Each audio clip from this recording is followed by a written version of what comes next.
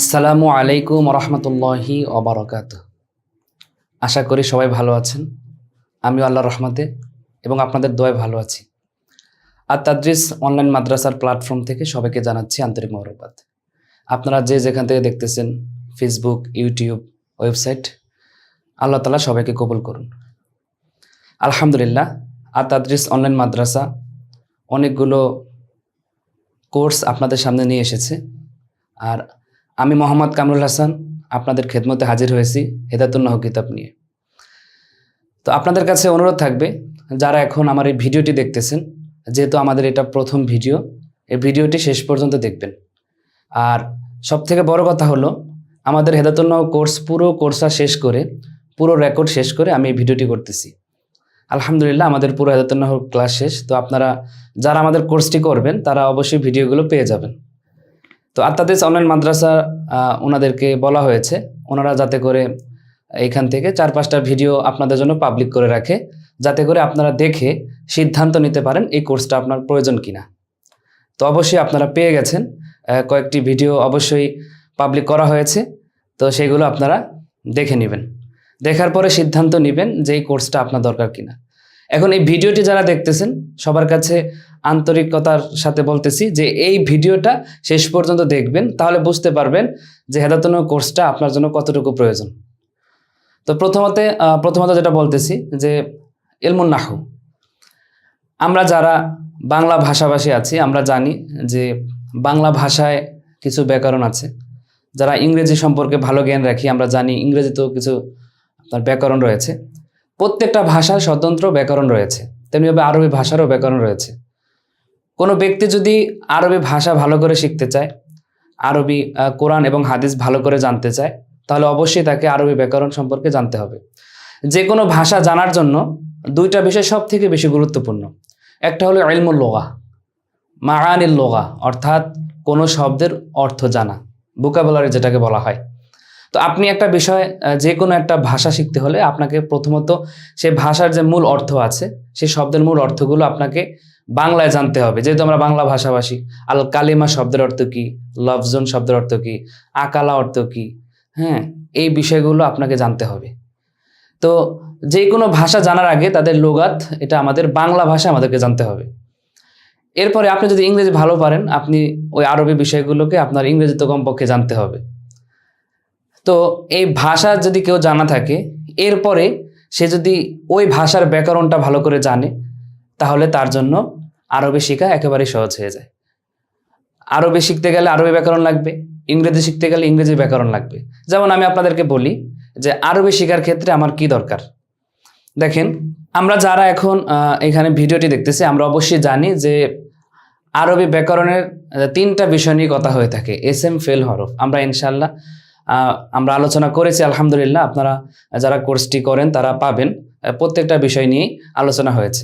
এখন SM, fail, হরফ, যেমন আপনারা যারা ইলমুন নাহু শিখতে এসেছেন, মোটামুটি অনেক ইলমুস সরফ সম্পর্কে ধারণা রাখেন। তো ইলমুস সরফ আপনি পারেন, এটা কখন বুঝবেন?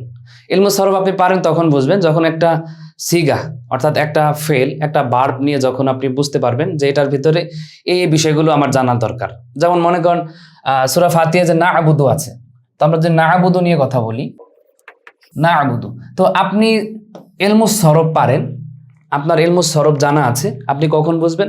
যখন এইটার আপনি তাহকিকটা পারবেন। তো তাহকিক আপনি কিভাবে পারবেন? আপনি জানেন যে এটার ভিতরে এই সিগাটা কি, এটার বহস কি, এটার বাব কি, এটার মাজদারটা কি।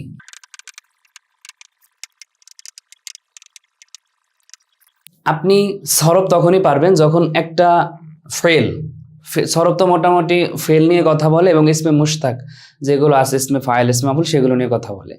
তো আপনি যখন জানবেন যে না আবুদু শব্দটা, না আবুদু শব্দটা এটার সিগা হলো জমা মুতাকাল্লিম, বহস ইসবাত ফাইলে মুদারে মারুফ, বাব আবাদা ইয়া আবুদু মানে নাসারা ইয়ানসুরু, মাজদার। এখন আপনার এটা কোন মাজদার থেকে, অর্থাৎ এটা কোন এসএম থেকে গঠিত হয়েছে সেটা আপনাকে জানতে হবে, যেটাকে বলা হয় মাজদার। এটা আল ইবাদাতু মাজদার থেকে গঠিত হয়েছে, তাহলে আল ইবাদাতু। এরপরে মাদ্দা মানে হলো মূল অক্ষর। তো মাদ্দা এখানে মূল অক্ষর হলো নুনটা। তো আপনার ফেলে মোজারের যে আলামতে মোজারে 4টা আছে তার ভিতরে নুন একটা, তো নুনটা হলো আলামতে মোজারে, মূল অক্ষর হলো আইন বা দাল। জিন্স, জিন্স এখানে মূল অক্ষরের ভিতরে কোনো এক জাতীয় 2 হরফ নাই এবং হরফিল্লা তো আলিফিয়ে নেই, এই জন্য এটাকে বলা হবে জিন্সে সহিহ। এরপর মাউজুন বিহি হলো, আমরা সরফের ভিতরে আপনারা শিখে থাকবেন, সরফে যে সগির আপনারা টানে না সরাইয়ান শুরু, অর্থাৎ যেটার মাধ্যমে সরফে সগির টানা হয়। এখন আমি তো আপনাকে সরফ শিখাচ্ছি না, জাস্ট আমি বলতেছি যে আপনার সরফ আপনি কখন পারবেন ইলমুস সরফ এই বিষয়গুলো জানলে। তো এখানে একটা আছে মাউজুন বিহি, মাউজুন বিহিটা নাবুদুর, মাউজুন বিহি হলো নানসুরু। মানায় মাজদার, অর্থাৎ যে মাজদার আছে ইবাদত মানে হলো ইবাদত করা, মানায় মাজদার হলো ইবাদত করা। আর মানা মূল মানা না আবুদু অর্থ কি, এটা ফেলে মুজারে যেহেতু, তাহলে এটার ভিতরে অর্থ হাল এবং বর্তমানের অর্থ দিবে। হাল বর্তমান অথবা ভবিষ্যতের অর্থ দিবে, মুস্তাকবেল মুস্তাকবেল। তো না আবুদু অর্থ হবে আমরা ইবাদত করি বা করব, তাহলে আমরা ইবাদত করি।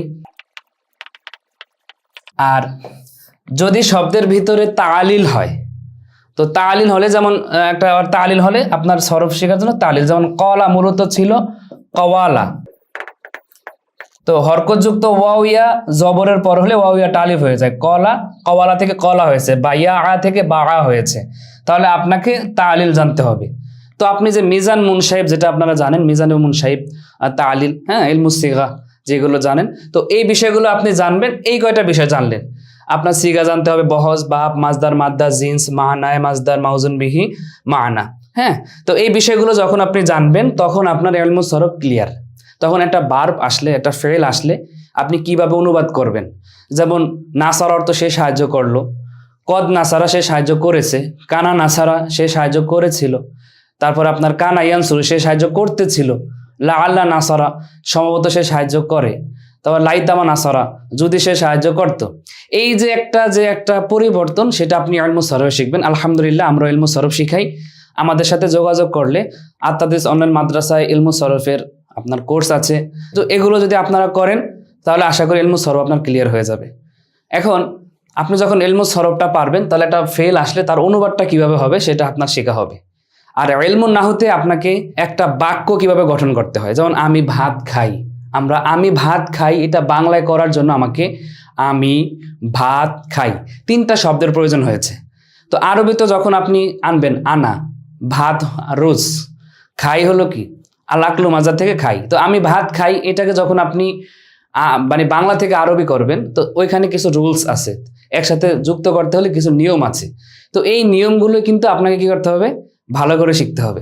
যেমন মনে করেন যেহেতু আপনি আরবি ব্যাকরণ শিখে কোরআন এবং হাদিস বুঝবেন, এখন কোরআন এবং হাদিসে এখন আধুনিক কিতাবাদিতে যদিও জের জবর পেশ দেওয়া আছে, কিন্তু পূর্বে এগুলো ছিল না। তো আপনার পূর্বের যেই নুস্কাগুলো আছে, যেই কিতাবাদিগুলো আছে, সেইগুলোতে জের জবর পেশ দেওয়া থাকে না। তো সেই জের জবর পেশ ছাড়া আমরা যারা মাদ্রাসায় পড়ি, আমাদের কিন্তু জের জবর পেশ ছাড়াই পড়তে হয়। তো এখন কোথায় জের হবে, কোথায় জবর হবে, কোথায় পেশ হবে, এই বিষয়গুলো আপনার ইলমুন নাহু আলোচনা করবে। আর ইলমুস সরফ কি আলোচনা করে সেটা বলেছি। এখন আপনারা যারা জেনারেল ব্যাকগ্রাউন্ডের আছেন, আলহামদুলিল্লাহ এখন অনলাইন মাধ্যমে আপনারাও শিখতে পারেন। আরবি ব্যাকরণ শিখতে, কোরআন হাদিস শিখতে যে মাদ্রাসায় পড়া লাগবে বিষয়টা এরকম না। আপনি ঘরে বসে অনলাইনের মাধ্যমেও ইচ্ছে করলে কোরআন এবং হাদিস বুঝতে পারবেন। আর এইটা বোঝার জন্য অবশ্যই আপনাকে আরবি ব্যাকরণ শিখতে হবে। আর আরবি ব্যাকরণ শিখতে হলে তো অবশ্যই একটু কষ্ট করতে হবে, ধাপ বাই ধাপ আপনাকে শিখতে হবে। যেমন আমি সাপোজ বলি, যেমন জের জবর পেশের জন্য কেন পরিবর্তন হয়ে যায়। যেমন মনে করেন আমি বললাম যে আল্লাহ আল্লাহ আল্লাহ বললাম, ঠিক আছে। এখন আল্লাহ আল্লাহ ফি আসহাবি একটা হাদিস আছে, আপনারা জানেন, মোটামুটি সবারই জানার কথা, যেহেতু এটা আমাদের জুমার খুতবায় বেশিরভাগ খতিব সাহেব বলে থাকেন, আল্লাহ আল্লাহ আসহাবি। এখন এই আল্লাহ আল্লাহ জবর হয়েছে, আমি তো এখানে পেশও দিতে পারতাম, জেরও দিতে পারতাম। জবর দিলে অনুবাদ কি হবে, আল্লাহ আল্লাহ মানে তোমরা আল্লাহকে ভয় করো, ফি আসহাবি আমাদের সাহাবীদের সম্পর্কে তোমরা আল্লাহকে ভয় করো, ঠিক আছে। মানে সাহাবীদের সম্মান ভালো করে রক্ষা করবে, সাহাবীদের নিয়ে কোনো সমালোচনা করবে না। তো রাসূলুল্লাহ সাল্লাল্লাহু আলাইহি ওয়াসাল্লাম এভাবে বলেছে আল্লাহ আল্লাহ। তো যখন দুইটাকে জবর দেওয়া হয়েছে এটাকে, তখন এটা আমরা ইনশাআল্লাহ সামনে পাবো। হেদায়েতুন কিতাব আছে তাহজির মাফুল বিহি এর ফেলকে হযফ করার একটা স্থান। যখন একটা শব্দকে দুইভাবে উল্লেখ করা হয় তখন একটা ইত্তাকু একটা ফেল উজ্জ থাকে, ঠিক আছে। তো আল্লাহ আল্লাহ মানে কি, তোমরা আল্লাহকে ভয় করো ফি আসহাবি, আমার সাহাবীদের ব্যাপারে। এখন এখানে আপনি আল্লাহ আল্লাহ লিখেছেন, যদি আমি এখানে আল্লাহ আল্লাহ লিখতেন তখন অনুবাদটা কি হয়ে যেত? এখানে আবার আল্লাহ আল্লাহ যেহেতু দুইবার এসেছে, তো দুইবার আসলে সেটাকে মুআক্কাদ তাকিদ বলা হয়, দৃঢ়ভাবে বোঝানোর জন্য, শক্তভাবে বোঝানোর জন্য। তাহলে এখানে আল্লাহ আল্লাহ, যদি আল্লাহ আল্লাহ দিতাম তাহলে তো কি আল্লাহ ফি আসহাবি, আমার সাহাবীদের ক্ষেত্রে আল্লাহ। তা আমাদের সাহাবীদের ক্ষেত্রে আল্লাহ কি, এটা হবে অনুবাদটা এইভাবে। আর যখন আপনি বলবেন আল্লাহ আল্লাহ, তার মানে তুমি আল্লাহকে ভয় করো আমার সাহাবীদের ব্যাপারে, রাসূলুল্লাহ সাল্লাল্লাহু আলাইহি ওয়াসাল্লামের কথা। তাহলে আল্লাহ আল্লাহ দিয়ে আমরা কিন্তু আল্লাহ আল্লাহ দিলে একরকম হবে, আল্লাহ আল্লাহ দিলে অনুবাদটা আরেক রকম হয়ে যাবে। তো আপনি এখানে কি দিবেন, আপনার বাক্যের অবস্থানটা কি হবে? যদি আপনি ইলমুন নাহু না জানেন তাহলে কিন্তু পারবেন না। আমরা জানি যে ইলমুন নাহু, আমি যেহেতু ইলমুন নাহু আপনাদেরকে হেদায়েতুন নাহু পড়াবো, তো সেই ক্ষেত্রে অবশ্যই আমাকে একটু কথা বলতে হবে। আমরা জানি ইলমুন নাহুর উৎপত্তি অনেকেই জানি না, আবার অনেকেই জানি। আপনার নুজহাতুল আউলিয়া একটা কিতাব আছে, ওই কিতাবের ভিতরে বিষয়গুলো উল্লেখ হয়েছে। আপনারা জানেন যে আলী রাদিয়াল্লাহু তাআলা আনহুর জামানে একজন তাবিঈ ছিলেন আবুল আসওয়াদ আদ-দুআইলি রহিমাহুল্লাহ। উনি 68 অথবা 69 হিজরিতে ইন্তেকাল করেছে, দুইটা মত আছে। তো উনার মাধ্যমে কিন্তু ইলমুন নাহু, যদি বলে ইলমুন নাহুর উদ্ভাবক কে, তখন কিন্তু আবুল আসওয়াদ আদ-দুআইলি রহিমাহুল্লাহর কথাটাই আমাদের সবার মাথায় চলে আসে। তো আমরা জানি যে ওই সময়ের একটা কাহিনী আছে, যে দুইটা কাহিনী পাওয়া যায় নুজহাতুল আউলিয়া কিতাবে উল্লেখ আছে। তো আপনার যেমন একটা আয়াত আছে যেটা যে ইন্নাল্লাহ, তো সেই সময়ের ঘটনা যে আলী রাদিয়াল্লাহু তাআলা আনহুর জামানায় যে আপনার একজন বেদুইন, সে আয়াতটা এভাবে পড়তেছিল যে ইন্নাল্লাহা বারিউম মিনাল মুশরিকিনা ওয়া রাসূলিহি পড়ছিল, মিনাল মুশরিকিনা ওয়া রাসূলিহি, ঠিক আছে। তো যখন ইন্নাল্লাহা বারিউম মিনাল মুশরিকিনা ওয়া রাসূলিহি উনি পড়েছেন, তখন এটার অনুবাদটা অনেক মারাত্মক আকারে ভুল হয়ে যায়।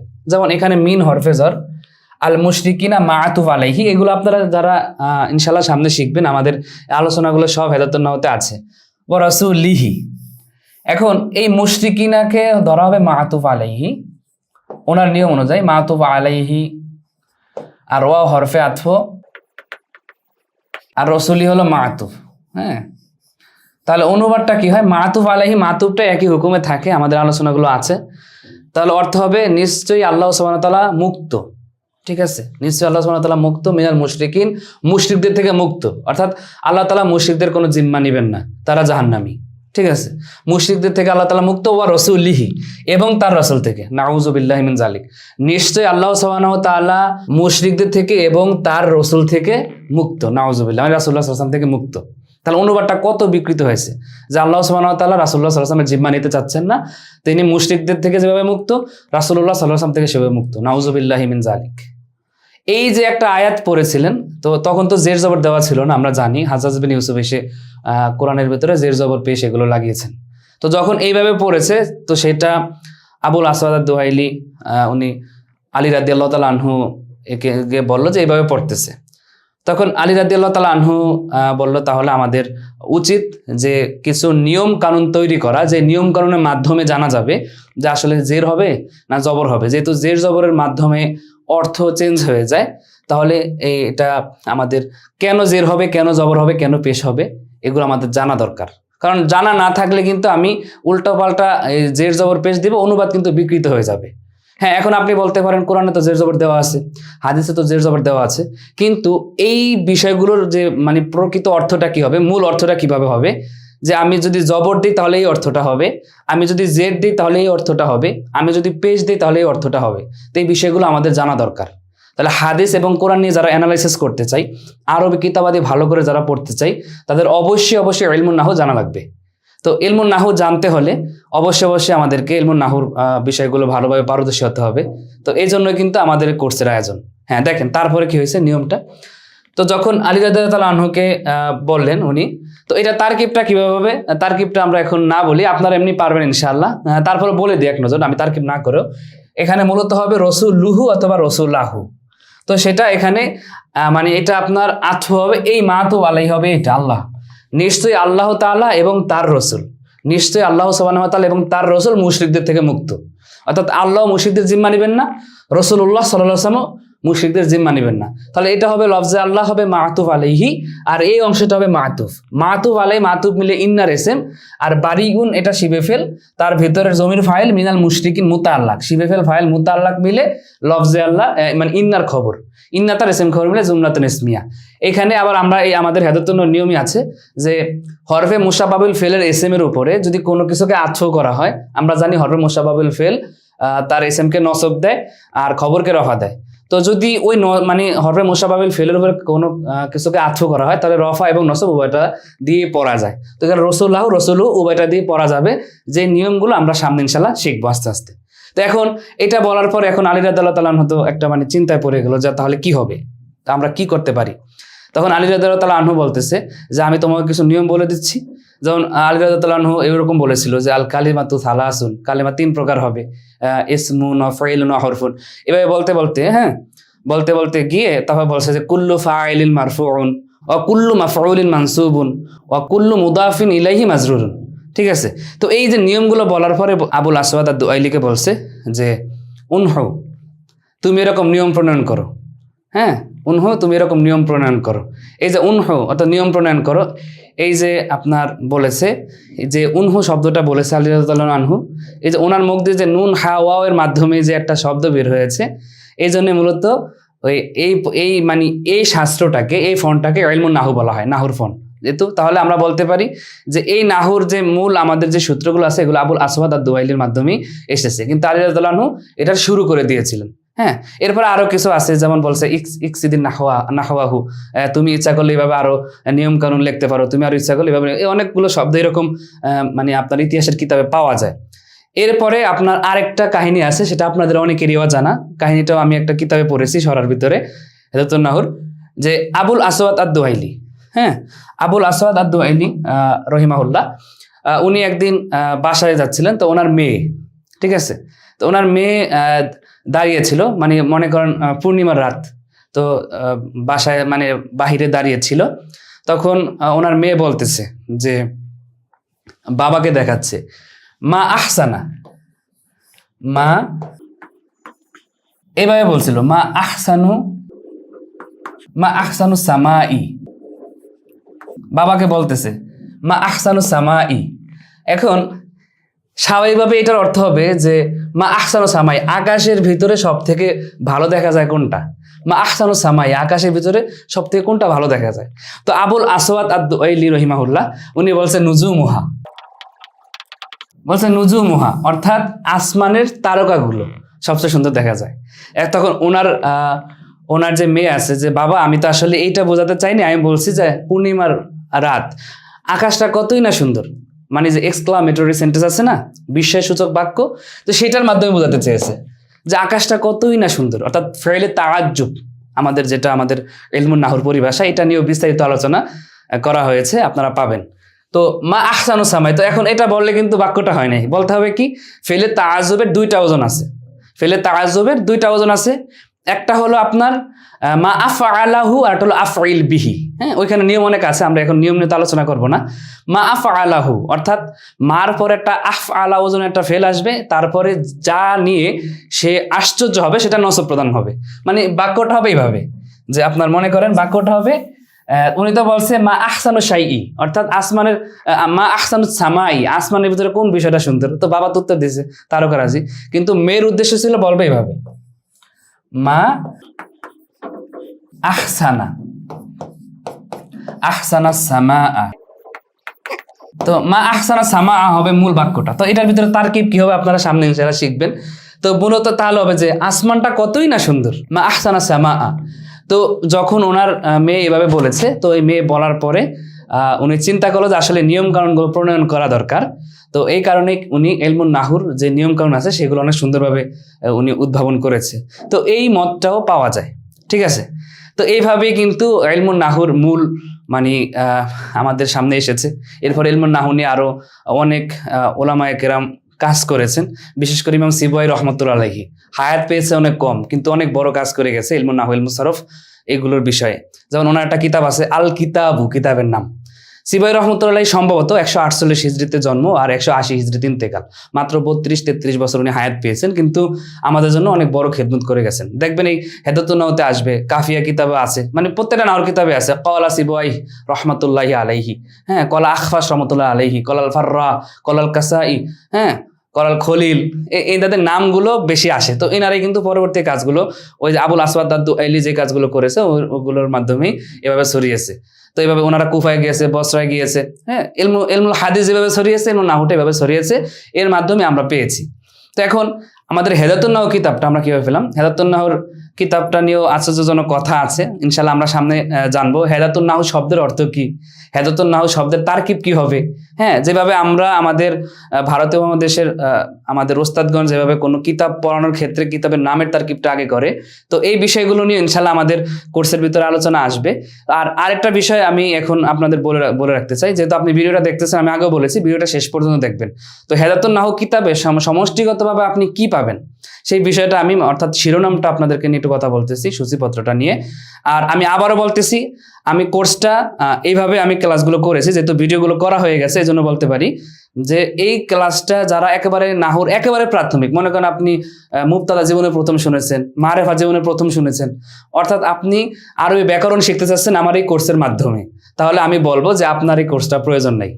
যদি মনে করেন যে না আমি মোটামুটি পারি, আমি সরফ ফেল দেখলে চিনি, হ্যাঁ, ফেল দেখলে আমি চিনি, এসএম দেখলে আমি মানে ফেল দেখলে আমি চিনি, অর্থাৎ আমার একটু সাহস আছে, এর আগে আমি একটু হলেও শিখেছি, যারা জেনারেল তাদের ব্যাপারে কথা বলতেছি, তাহলে আপনি কোর্সটা করবেন, আশা করি আপনার একটা পথ খুলে যাবে ইনশাল্লাহ।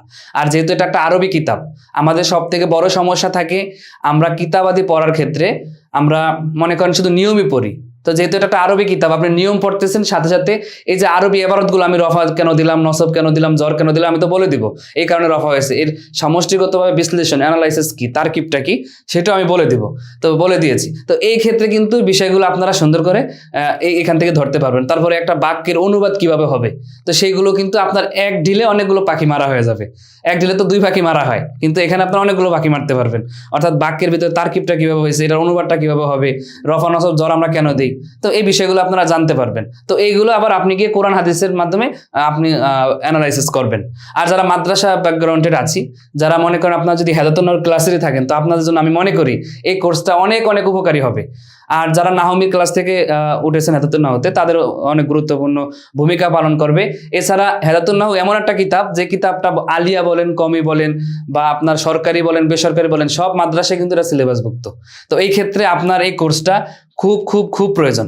আর বিশেষ করে যারা ওস্তাদ আছি, যারা মনে করেন যে আসলে আমার কিছু কিছু দুর্বলতা আছে, তো এই দুর্বলতাগুলো কাটানোর জন্য যদি আপনি আমাদের এই কোর্সটা করেন, পুরো শেষ পর্যন্ত আপনি এই কোর্সটা সুন্দরভাবে করেন, তাহলে আশা করি অনেক উপকার পাবেন। তো এই ক্ষেত্রে আপনাকে কি করতে হবে, আপনি সর্বপ্রথম আপনি কিতাব আপনি রাখবেন, ঠিক আছে, একটা হেদাতুন নাহু কিতাব আপনার সামনে রাখবেন। ভিডিওতে তো অবশ্যই দেওয়া হবে, আপনাদের পিডিএফ ফাইলও দেওয়া হবে কিতাবের, মূল কিতাবের, কিন্তু আপনার সামনে যখন একটা কিতাব থাকবে, আর আপনি যখন আমাদের ভিডিওগুলো দেখবেন আর কিতাব দিয়ে মিলাবেন, আর কোনো বিষয় গুরুত্বপূর্ণ সেগুলো নোট করবেন, এভাবে করলে আশা করি এবং আপনার ছাত্রদেরকেও বোঝানোর ক্ষেত্রে আপনার অনেক অনেক উপকার আসবে ইনশাল্লাহ।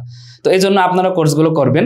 আর সর্বোপরি এই কোর্সটা আমি মনে করি আমি যেভাবে সাজিয়েছি, আর বিশেষ করে আরেকটা কথা বলে রাখি, সবাই যারা আপনার এই নাহু নিয়ে কাজ করে, দেখা যায় বিশেষ করে হেদাতুন নাহু কিতাব পড়ানোর ক্ষেত্র প্রথম থেকে শুরু করে সর্বোচ্চ মারফুয়াত, মানসুবাত, মাজরুরাত, তারপরে তাবে পর্যন্ত আলোচনা দিয়ে বছর শেষ। তো সেটা শেখার আর সম্ভব হয় না, যারা আমরা মাদ্রাসায় পড়েছি এরকমটাই হয়েছে, খতম খুব কমই হয়। কিন্তু এই কোর্সের মাধ্যমে কিন্তু আপনি পুরো কিতাবটা খতম করতে পারবেন, পুরো কিতাবটা আপনি সুন্দর করে পড়তে পারবেন। হ্যাঁ, এখন বলতে পারেন যে কামরুল হাসান ভাই তো পড়াচ্ছে, তো উনিও তো এইরকমই হয়তো করছে, প্রথম দিয়ে ভালো ভালো শিখিয়ে শেষ দিয়ে তাড়াহুড়া করে শেষ করছে। না, আমি একেবারে সত্যি একটা কথা বলি, আমি হেদাতুন নাহু কিতাব যখন রেকর্ড করেছি, আমি সর্বপ্রথম হরফের আলোচনাগুলো রেকর্ড করেছি শেষ দিয়ে। আমার সব থেকে হরফের আলোচনাগুলো বেশি গুরুত্বপূর্ণ মনে করেছি কারণ আমরা হরফের আলোচনা ভালো করে শিখি না, অথচ হরফের ভিতরে এত গুরুত্বপূর্ণ আলোচনা আছে, হরফের কারণে অনুবাদগুলো অনেক চেঞ্জ হয়ে যায়, আপনারা এগুলো সামনে শিখবেন। হরফের পরে আমি শুরুতে আসি নাই, হরফের পরে আমি এসেছি আমার মাঝখানে ফেলের আমি রেকর্ড করেছি। অর্থাৎ আমার মূল টার্গেট, আমি একেবারে পুরো কিতাবটাকে সমান তালে, অর্থাৎ সুন্দর করে, আমি প্রায় 6-7 মাস সময় নিয়েছি এই রেকর্ড করার জন্য আত্মাদিস অনলাইন মাদ্রাসায়। তো একেবারে পুরোটাকে আমি সুন্দর এবং নিখুঁতভাবে আমি সাজিয়েছি। তো এখন আত্মাদিস অনলাইন মাদ্রাসার ওনারা 5-6টা ভিডিও আপনাদের জন্য ইয়ে করে দিবে। তো সেই ভিডিওগুলো আপনি যদি সেই ভিডিওগুলো দেখেন তাহলে আশা করি বুঝতে পারবেন যে আমাদের কোর্সে আপনি কি পাচ্ছেন। তো সেই ভিডিওগুলো দেখে আপনি সিদ্ধান্ত নিতে পারেন। আর আমি এতটুকু বলে রাখবো যে অবশ্যই কোর্স থেকে ফায়দা পাবেন, কোর্সটা আপনারা অবশ্যই করবেন, পুরো ভিডিওগুলো দেখবেন। এছাড়া যদি ভিডিওগুলো দেখার ক্ষেত্রে আপনাদের যদি কোনো মানে সমস্যা হয় যে আপনার ভিডিও দেখে শিখতেছেন, এরকম ইনশাল্লাহ হবে না, আমি ওইভাবে করেছি। এরপরে যদি কোনো সমস্যা হয় যে আপনি বুঝতেছেন না, তাহলে অবশ্যই আমাদের সাথে যোগাযোগ করতে পারেন। তো সর্বোপরি আমাদের নাহু সম্পর্কে যে বিষয়গুলো আমরা বললাম, তো সরফ শিখতে হলে যে বিষয়টা আমরা ভিডিওর শুরুতে বলেছি, তো নাহু শিখতে হলেও আপনাকে এইভাবে অনেক বিষয়গুলো মাথায় রাখতে হবে। যেমন মনে করেন আমরা যে বিষয়টা উল্লেখ করলাম, আমরা বিসমিল্লাহির রহমানির রহিম দিয়ে ধরি, যদিও আমাদের মূল ক্লাসের ভিতরে আলোচনা আসবে, তারপরও আপনি এই বাক্যের অনুবাদ কিভাবে করবেন, এই বাক্যটা আপনি কিভাবে সাজাবেন, এই বাক্যটা কিভাবে সাজানো হয়েছে, তো অনেকগুলো বিষয় এরকম আসবে। তো প্রথমত আপনার এই বাটা হরফে জর, তো যখন হরফে জর আসবে তারপর একটা মাজরুর লাগবে, তারপর একটা ইসম লাগবে, ওই জর এবং মাজরুর মিলে মুতাআল্লাক হবে। এখন মুতাআল্লাক কি জিনিস, অর্থাৎ যেটা একটা ফেল অথবা শিবিফেলের সাথে সম্পৃক্ত হয়, শিবিফেলটা কি জিনিস ইনশাআল্লাহ আমাদের মূল ক্লাস মূল যে পড়া বিসমিল্লাহির রহমানির রহিম শুরু হবে, সেখানে আমরা এই ব্যাপারে কথা বলবো। তো এখন আপনাকে নাহু কেন প্রয়োজন সেই বিষয়টা নিয়ে আমরা কথা বলেছি। তো এই যে দেখেন ইসমিল্লাহি আর রহমান আর রহিম, তো প্রথমে আমাকে জানতে হবে এসএম কোনটা, ফেল কোনটা, হরফ কোনটা। তো আপনি এখানে বা হরফ জানলেন, এটা এসএম, এটা এসএম, এটা এসএম, এটা এসএম। তো এখন অনেকগুলো এসএম একসাথে আসছে, তো একাধিক এসএম পাশাপাশি আসলে তার সম্পর্কটা কি হয় সেটা আপনাকে ইলমে নাহু জানাবে। তো এইটা জানতে হলে আবার আপনার মারেফা নাকের একটা অধ্যায় আছে, মারেফা নাকেরা ভালো করে শিখতে হবে।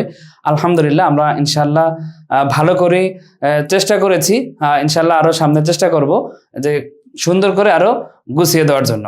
তো এখন আপনার যেই বিষয়টা যে পাশাপাশি অনেকগুলো এসএম আসলে সেখানে মারেফা নাকেরার শুরুতেও কয়েকটা শুরুত হয়, নাকেরার পরে মারেফা হলে একটা শুরুত হয়, মারেফার পরে নাকেরা হলে একটা শুরুত হয়, মারেফার পরে মারেফা হলে একটা শুরুত হয়, নাকেরার পরে নাকেরা হলে একটা শুরুত হয়।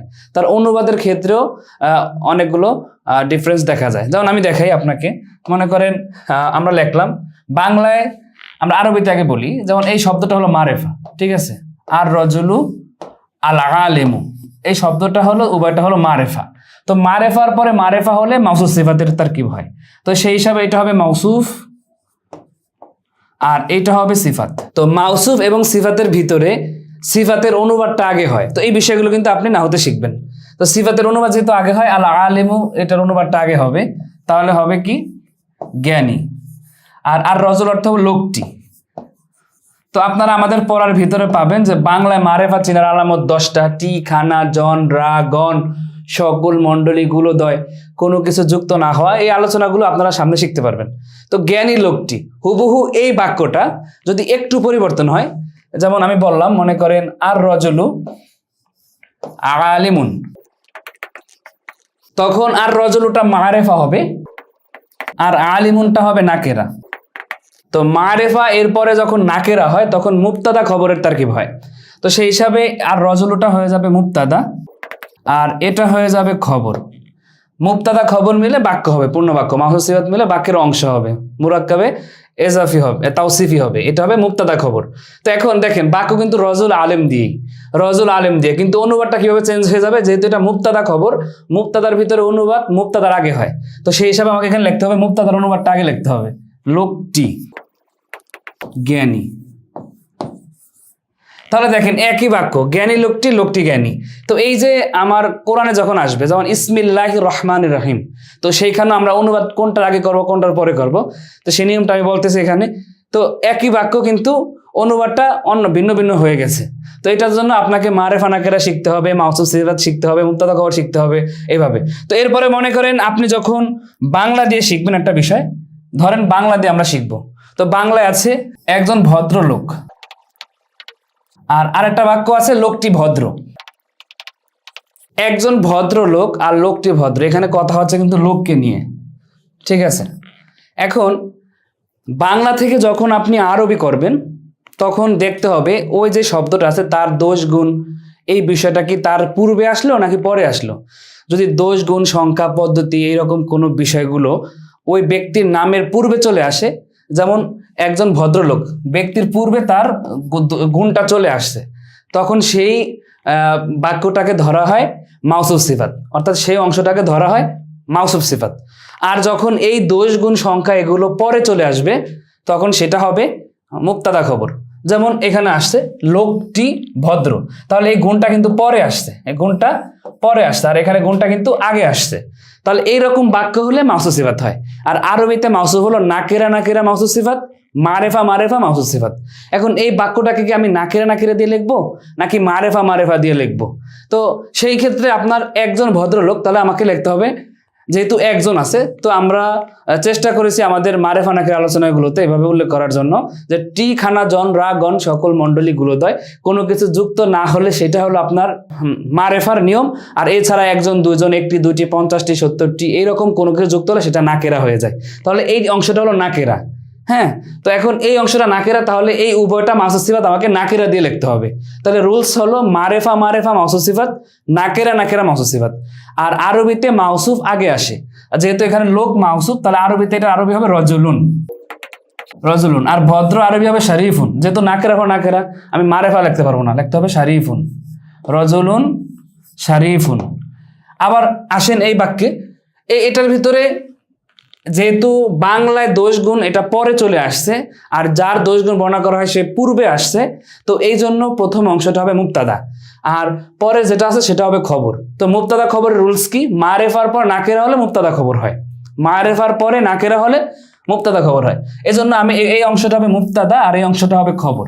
এখন আমি মুক্তাদাকে আমার আগে লিখতে হবে, তার লোকটি আর হবে কি, যেহেতু টি যুক্ত হয়েছে এই জন্য এটা হবে মারেফা, যেহেতু টি যুক্ত হয়েছে এজন্য হবে মারেফা। তার মানে আমার এই মুক্তাদা আগে আরবিতে লিখতে হবে আর রজুলু, যেহেতু আলিফ লাম যুক্ত করলে মারেফা হয়ে যায়, এই জন্য লিখবো আর রজুলু। আর মারেফার পরে যে ভদ্র আরবিটা আমাকে নাকেরা দিয়ে লিখতে হবে, এজন্য তখন হবে শারিফুন। ঠিক আছে, শারিফুন। এখন এই যে এইভাবে যে পরিবর্তনগুলো হয় অনুবাদের ভিতরে, আমাদের কোরআন এবং হাদিসের ভিতরে তো এইভাবে অনুবাদগুলোর ভিতরে পরিবর্তন হবে। যদি আপনার মূল রুলসটা জানা থাকে, মূল নিয়মটা জানা থাকে, তখন কিন্তু আপনার অনুবাদ করতে বা যারা অনুবাদ করেছে, বঙ্গানুবাদ করেছে, তাদের অনুবাদটা ঠিক আছে কিনা এগুলো ধরতে আপনার জন্য সুবিধা হবে। এই জন্য আমি মনে করি আমি হেদায়াতুন নাহু কিতাবে যা আছে পুরো আরবিতে যেই শব্দগুলো আছে আলহামদুলিল্লাহ সবগুলো ব্যাখ্যা বিশ্লেষণ করে শেষ করার চেষ্টা করেছি। এছাড়াও বাকি যেমন মারেফা নাকেরা নিয়ে আলোচনা আসছে, কেন জান্নাতুন শব্দটাকে নাকেরাই ধরা হয়, জাহান্নামকে কেন মারেফা ধরা হয়, মক্কাকে কেন মারেফা ধরা হয়, মদিনাকে কেন নাকেরা ধরা হয়, ইত্যাদি ইত্যাদি সব বিষয়গুলো যেইগুলো রিলেটেড, যেইগুলো সরাসরিতে ধরেছে খুবই গুরুত্বপূর্ণ, সেগুলো আলোচনা করেছি।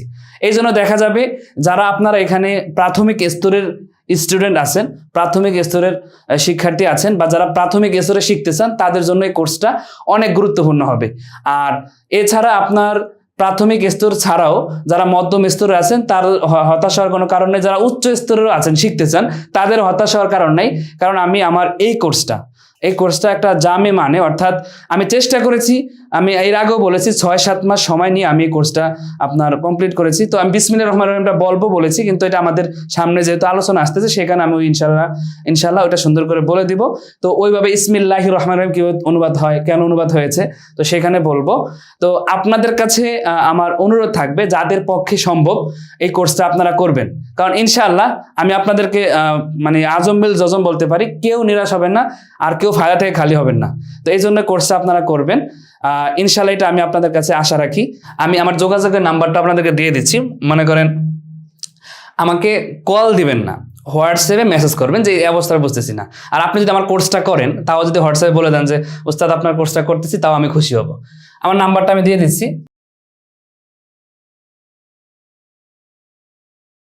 এটা আমার হোয়াটসঅ্যাপ আছে, যারা বাংলাদেশের বাইরে আছেন এটা অবশ্যই আপনারা যুক্ত করবেন, না হয় আমার হোয়াটসঅ্যাপ আসবে না। আর বাকি এটা হলো আমার হোয়াটসঅ্যাপ মোবাইল নাম্বার। তো তো হোয়াটসঅ্যাপে মেসেজ করলে ইনশাল্লাহ আমি সাথে সাথে রিপ্লাই দেওয়ার চেষ্টা করব। এছাড়া আরও যাবতীয় যত সমস্যা প্রবলেম আছে বা কোর্স আপনারা কিভাবে করবেন বা কোর্সটা কিভাবে কিনবেন বা যা করবেন না কেন, আত্মাদিস অনলাইন মাদ্রাসার যে নাম্বার দেওয়া আছে, তাদের যেই ওয়েবসাইট দেওয়া আছে, সেখানে আপনারা নক করলে অবশ্যই জানতে পারবেন। আর যারা কোর্সটি করবেন তাদের কাছে আবারও বলি, অবশ্যই আপনার কোর্সটা কেমন লেগেছে সেটা অবশ্যই আমাদের যে ওয়েবসাইটে বা ইউটিউবে বা ফেসবুকে আপনারা যেখান থেকে দেখতেছেন অবশ্যই কমেন্ট মন্তব্য করে জানাবেন যে আসলে কোর্সটা কেমন লাগতেছে। ঠিক আছে, তো ততক্ষণ পর্যন্ত সবাই ভালো থাকুন। আসসালামু আলাইকুম ওয়া রাহমাতুল্লাহি ওয়া বারাকাতুহু।